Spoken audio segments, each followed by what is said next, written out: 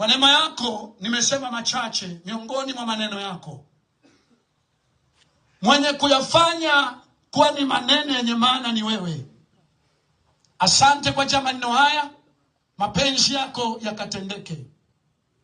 Kwa maneno haya machache na ibada hii fupi, najiweka mikononi mwako, naweka kanisa lako mikononi mwako, naweka waombolezaji mikononi mwako, naiweka safari kwa ujumla mikononi mwako, naweka tukio zima la binti yangu Sifa mikononi mwako, najiweka maisha yetu kwa ujumla mikononi mwako, na katika hali yoyote najua haya yatageuka kuwa utukufu.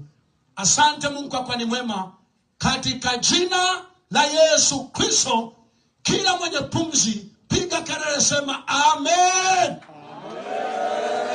Amen. Amen. Basi kwa hili tukimaliza hapo safari inaanza. Karibuni wachungaji, karibu tuinuke. Wachungaji wote tuinuke tuje. Wachungaji wote na timu yenu njoni wote na timu zenu. Na unakuja baba hapa nani mchungaji atakumtambua samani. Karibuni. Wamama tufuate, wamama tufuate. Wamama tufuate. Watu wa chakula, mgawie watu chakula haraka haraka. Wamama tunaweza kuja kuaga, tuinuke tufuate.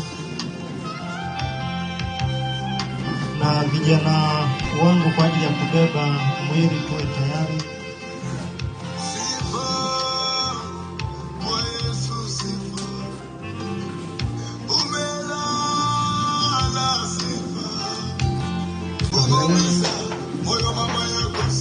Nguvu ni kamanda huyo.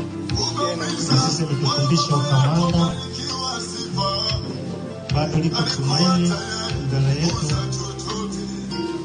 Kama ilikuwa na ukimwi mpaka hatua ya mwisho, ukimwi wake ulikuwa ni ule kwamba mimi ni wako Yesu. Nisaidie lakini ni wako Yesu.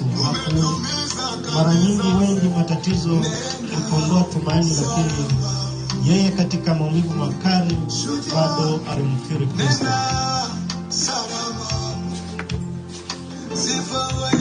Wa baba tufuate. Wa baba tufuate.